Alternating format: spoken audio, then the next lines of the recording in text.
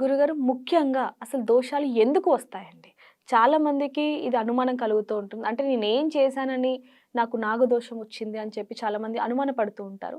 అసలు దోషాలు ఎందుకొస్తాయి? ముఖ్యంగా నాగదోషం ఎందుకొస్తుంది? చాలా మంచి ప్రశ్న ఇది. మనం గత చరిత్ర చూసుకున్నట్లయితే ఎవరికి నాగదోషం వచ్చింది పురాణాలలో, వారికి ఏ మాదిరిగా అయ్యింది అనుకోవాలంటే మనకి గాంధారి అంటే కౌరవుల యొక్క తల్లి చరిత్రను గనక చూసుకున్నట్లయితే ఆమె కిందటి జన్మలోటమ్మ ఒక అరణ్య ప్రాంతంలో సంచరించేటువంటి ఒక వనిత ఆవిడ. ఆవిడ అన్నం వండి గంజి వారుస్తాం మనం. ఆ గంజి వార్చేటప్పుడు ఒక కన్నం దగ్గర ఆవిడ గంజి వార్చిందట. ఆ వేడి వేడి గంజి ఆ కన్నం లోపల ఉండేటువంటి పాములు ఉన్నాయని తెలియక ఆమెకు అక్కడ వార్చింది. అంటే ఎవరు తొక్కకుండా ఉంటారు కదా అన్నట్టుగా, మామూలుగా ఏదో కన్నం కదా అన్నట్టుగా దానిలో గంజి వార్చింది. దానిలో చిన్న చిన్న పాము పిల్లలన్నీ ఉండి వేడి వేడి గంజి వలన అవన్నీ మరణించినాయి. ఆ మరణించడం మూలకంగా గాంధారికి మళ్ళీ మరుసటి జన్మలో, ఇదేమో ఇప్పుడు దాకా చెప్పింది గాంధారిది కిందటి జన్మ, ఇప్పుడు గాంధారిగా పుట్టిన తర్వాత జన్మ యొక్క రహస్యం చెప్తున్నా నేను. ఈమె పుట్టిన తర్వాత సంతానం లేదు. దాని గురించి చాలా కార్యక్రమం చేసింది.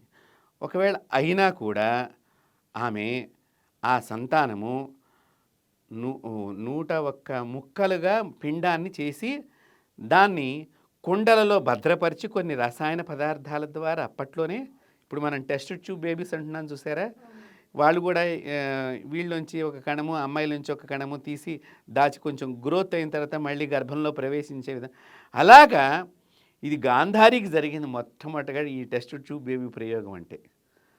కాబట్టి ఆ గాంధారి ఏం చేసింది, ఈమె ఈ పిల్లల కోసము వేదవ్యాసులు వారిని ప్రార్థన చేస్తే దాన్ని 101 ముక్కలు చేయించారు. ఆ పిండాన్ని రక్తపు ముద్దలాగా ఉన్నది, దాన్ని 101 ముక్కలు చేసి కుండల్లో పెట్టి గట్టిగా బంధించి మళ్ళీ దాని అట్లాగా కౌరవులు ఉద్భవించడం జరిగింది. అంటే నాగదోషం అంటే ఎంత ఇప్పటిది కాదు, గతంలో కూడా ఉన్నది అని చెప్పడానికి. కాబట్టి ఇప్పుడు జనాలందరూ అర్థం చేసుకోవాలి. అంతటి గాంధారి కాబట్టి వేదవ్యాసులు అనేటువంటి జగద్గురువులైనటువంటి మహర్షి వారి పక్కన ఉన్నారు కాబట్టి రక్తపు ముద్దని బయటకు తెప్పించిన తర్వాత దాన్ని అన్ని ప్రాణం పోసి మళ్ళీ ఆయన తపశ్శక్తి ద్వారా చేయించారు. అంటే ఇప్పుడు కూడా చూడండి, కొంతమంది అబార్షన్లు చేయించుకుంటూ ఉంటారు. దానిలో ప్రాణం ఉంటుందా ఉండట్లేదా? అది ఒక రక్తపు ముద్దే కదా బయటకు వచ్చిన తర్వాత. మరి దాన్ని చంపేస్తున్నారంటే పిల్లలు వద్దనుకుని జాగ్రత్తలు పాటించాలి. ఒకవేళ గర్భం వచ్చిందనుకోండి, దాన్ని అబార్షన్ చేయించకూడదు. అట్లా చేయించుకున్న వారికి వచ్చే జన్మలో నాగదోషం సంభవిస్తుంది. ఒక పిండాన్ని ఒకరిని చంపినట్టే అంతే కాబట్టి కదా అది శాస్త్రము అదే. ఈ నాగదోషము ఎన్నెన్నో, నాగుపాము పగ 12 ఏళ్ళు అని ఒక పాట కూడా ఏదో కవి రాసినట్టుగా నేను గతంలో విన్నా. అంటే అది 12 ఏళ్ళు కాదమ్మా, 12 జన్మలు ఎత్తినా కూడా పాపం పోదు ఒక్కొక్కసారి. అంత తీవ్రంగా ఉంటుంది దాని మీద. అంటే గురుగారు ఇక్కడ ఇంకొక సందేహం అండి. ఎప్పుడు చేసిన పాపాలు అంటే ఏ జన్మలో చేసిన పాపాలు ఆ జన్మలోనే పోతాయని మరికొంతమంది అంటుంటారు. మరికొంతమంది ఇందాక మీరన్నట్టుగా ఒక జన్మలో చేసిన పాపం మరొక జన్మలో అదొస్తుంది అంటుంటారు. మరి ఏది నిజమంటారు ఈ రెండిట్లో? ఇప్పుడు ఈ జన్మలో మనం ఎన్నో పాపాలు చేసుంటాం.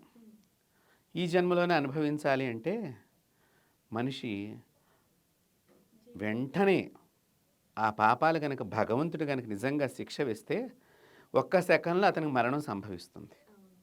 కాబట్టి భగవంతుడు ఏం చేస్తాడట అంటే వీడు కొన్ని మంచి పనులు కూడా చేస్తుంటాడు కదా, దాని ప్రమాణంగా చూసుకుని ఈ యొక్క పాపాన్ని కొన్ని జన్మలకి కొద్ది కొద్దిగా సంప్రాప్తం చేస్తూ ఉంటాడు. కారణం ఎందుకు? ఇతడు కావాలని చేశాడా పాపము? ఎవరి వలనన్నా కూడా ప్రోత్సహించబడి చేశాడా? అనుకోని పరిస్థితుల వల్ల.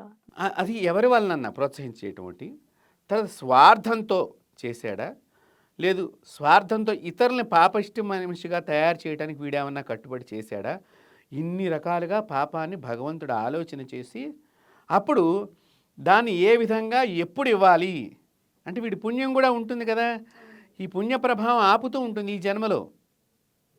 ఈ జన్మలో ఒక గురువు దొరకవచ్చు, కానీ గురువుకి చెప్పకుండా వీడు చేసేటువంటి పాపాలు గురువు గారికి గురువుల సేవతో బాగా ఆనందపడతారు. ఆ సేవ వలన వీడి యొక్క పాపాలను కూడా వాళ్ళు గుర్తిస్తారు, గుర్తించకుండా ఏమి ఉండరు.